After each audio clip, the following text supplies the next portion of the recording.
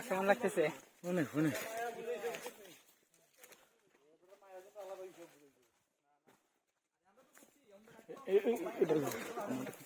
ওই যাও সামনে যাও হাঁটু